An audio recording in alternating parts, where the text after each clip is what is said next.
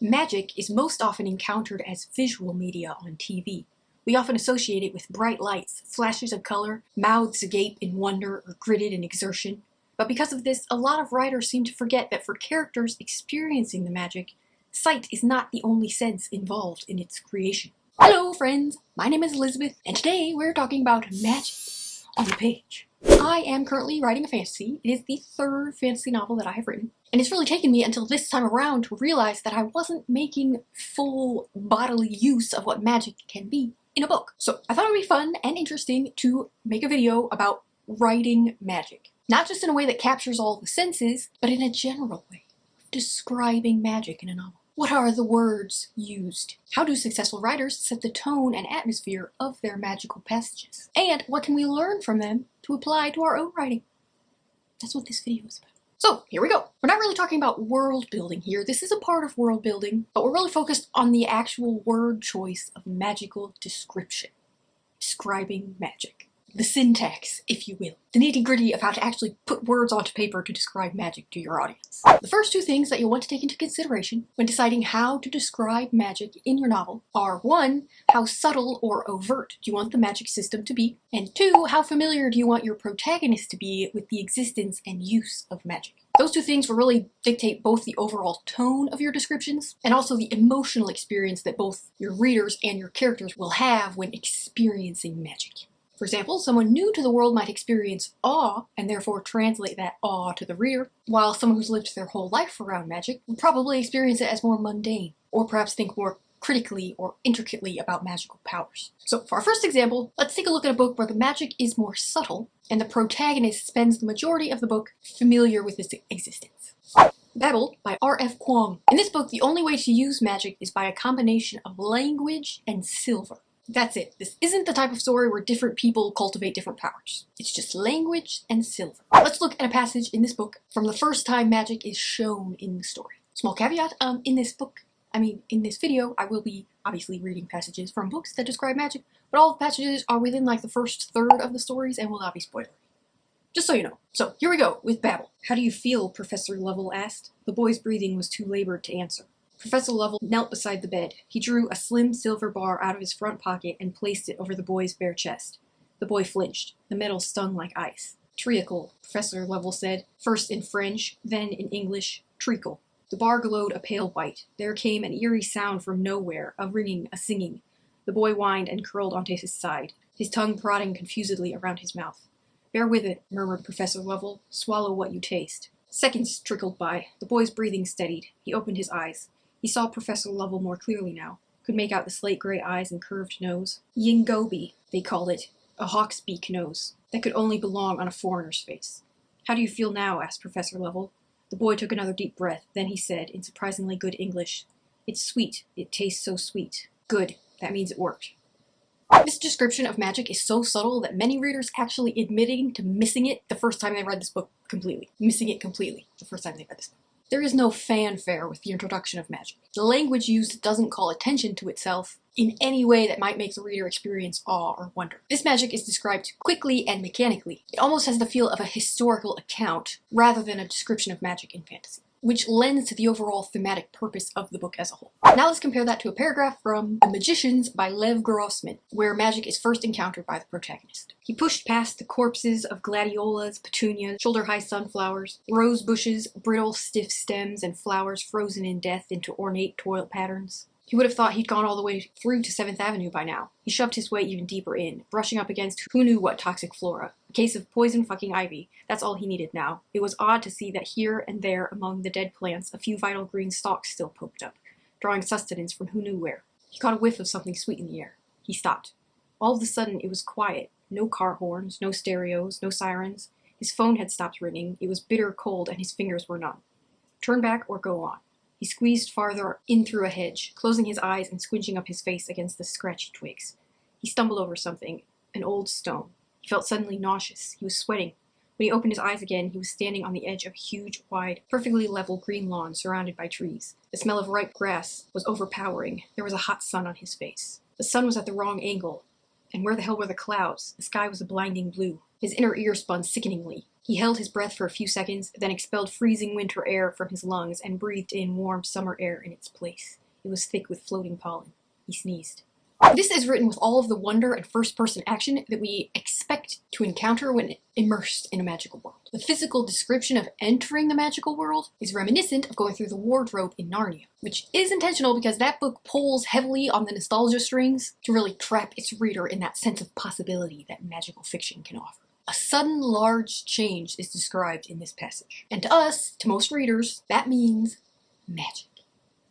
The next thing you'll want to consider when choosing how to describe magic in your novel is what the physical experience of magic feels like to the user, not to the reader. You could have something almost purely visual, like in the Harry Potter books. The characters simply speak the words and have magic happen. They rarely encounter a physical sensation at all when conducting spells, which can work if you want other aspects of your world to be more immersive than the magic itself, but it also doesn't make full use of everything magic can be in a novel. Almost like relying on what magic has to be on TV, when all you have is vision. So let's look at an excerpt from a different magic school book, where the magic itself and the description of magic is the most unique aspect of the world. And it is in fact so unique that I sometimes still just think about it sometimes in my everyday life. Like I'll literally just be like sitting there sometimes, and then I'll start thinking about how magic is described in this book. It's wild. So, the book is called Magic for Liars by Sarah Gailey. It's about a private investigator who doesn't have magical powers, who's asked to solve a murder at a magical school where her twin sister works, and her twin sister does have magical powers. So she'd be like a squib in the Harry Potter universe. So this passage that I'm going to show you describes the first time magic is used on the protagonist. Mrs. Webb pressed on the red swollen skin of my shoulder with her dry fingertips.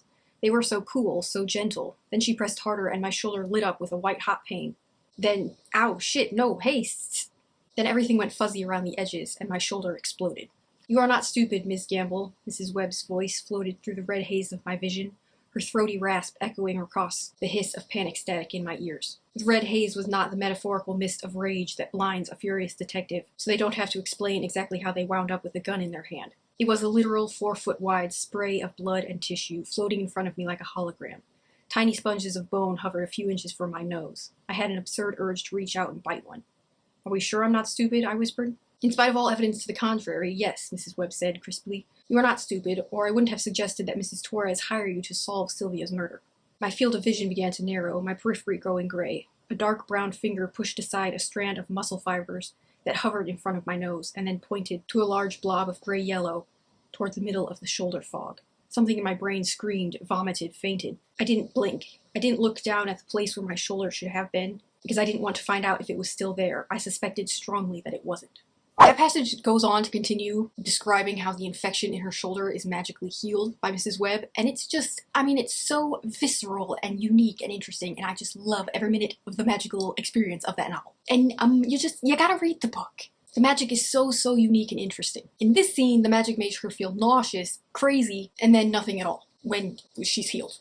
It's magical, truly. You should read that book for good descriptors of magic, because it's memorable. It sticks with you. We can also look at this from the angle of the person conducting the magic, rather than the experience of the person on the other end of the spell. For example, in Shadow and Bone by Leigh Bardugo, he spread his arms and terror washed through me as I saw his palms filling with something black that pooled and curled through the air like ink in water. Now, he said in that same soft conversational voice, as if we were sitting together drinking tea, as if I did not stand before him shaking, let's see what you can do. He brought his hands together, and there was a sound like a thunderclap. I gasped as undulating darkness spread from his clasped hands, spilling in a black wave over me and the crowd. I was blind, the room was gone, everything was gone. I cried out in terror as I felt the darkling's fingers close around my bare wrist. Suddenly, my fear receded. It was still there, cringing like an animal inside me, but it had been pushed aside by something calm and sure and powerful, something vaguely familiar. I felt a call ring through me, and, to my surprise, I felt something in me rise up to answer. I pushed it away, pushed it down. Somehow I knew that if that thing got free, it would destroy me. Nothing there, the darkling murmured.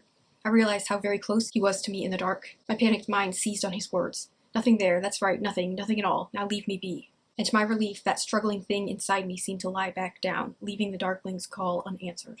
In this passage, the magic seems to move inside the protagonist as if it has a mind of its own. She fights to hold it back, but it calls out to other magic. The magic in this book can burst out in bright light like it does on TV, but it's also a very intimate experience. The magic can move, pursue, call out to, and work with other people's magic. The physical experience of magic for the user can be painful, frightening, or empowering, depending on the situation and the mindset of the character. You can also look at magic as setting, as an immersive experience in every description in the book. The overall tone. For example, in The Night Circus by Aaron Morgenstern, the reader experiences magic constantly, through the word choice of every scene and interaction, not just the ones where magic is being done explicitly on the page. So this book centers around a magical circus that appears at night, but is also about a prolonged duel between two young magicians who have been training for this duel their whole lives. This scene that I'm going to read describes just one moment of one of those dueling magicians discussing a discovery that he's made about his opponent. Notice how the magic is neither a subtle moment that can be missed, nor a sudden change or a moment of awe. It simply is. It's built into the very language of the scene. The entire book is written this way in order to fully immerse the reader in magic in every line of the book. When the beaded curtain parts with a sound like rain, it is Marco who enters the fortune teller's chamber, and Isabel immediately flips her veil from her face, the impossibly thin black silk floating back over her head like mist. "What are you doing here?" she asks. "Why didn't you tell me about this?" Ignoring her question, he holds out an open notebook, and in the flickering light, Isabel can discern a bare black tree. It is not like the trees that are inscribed in so many of his books. This one is covered in dripping white candles. Surrounding the main drawing are detailed sketches of twisting branches, capturing several different angles. "That's the wishing tree," Isabel says. "It's new." "I know it's new," Marco says. "Why didn't you tell me about it?" "I haven't had time to write to you," Isabel says, "and I wasn't even sure whether or not it was something you had done yourself. It seemed like something you might have made. It's lovely, the way wishes are added to it, by lighting candles with ones that are already lit and adding them to the branches, new wishes ignited by old wishes." "It's hers," Marco says simply, pulling the notebook back. "How can you be certain?" Isabel asks. Marco pauses, looking down at the sketch, annoyed that he could not properly capture the beauty of the thing in hastily rendered drawings. "I can feel it," he says.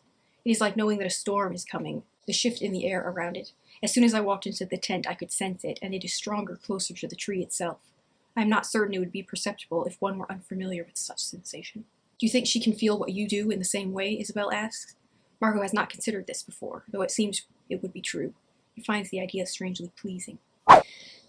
Word choice matters. Obviously, all description in novels is only as good as the chosen words. But when describing magic, you might lean towards unexpected words even more in order to indicate to your reader that something out of the norm is happening, even if the characters themselves aren't reacting to the magic with awe or wonder. In that scene in Babel, when you see a man, almost acting like a doctor, but wielding magic in order to save the life of a dying boy, probably the last words you expect to see are treacle and "it tastes sweet." But that's what we get, and it's that kind of language that draws attention to its own strangeness, that gives the reader a startle reflex, and indicates this is magic. He could have easily produced a medicine that tastes bitter, like we might expect, but he didn't, because it's just that little subtle nod to the reader that says, okay, this is special somehow. This is magic. Description is always more interesting when you lean towards the unexpected word choice, but that is especially true when describing magic.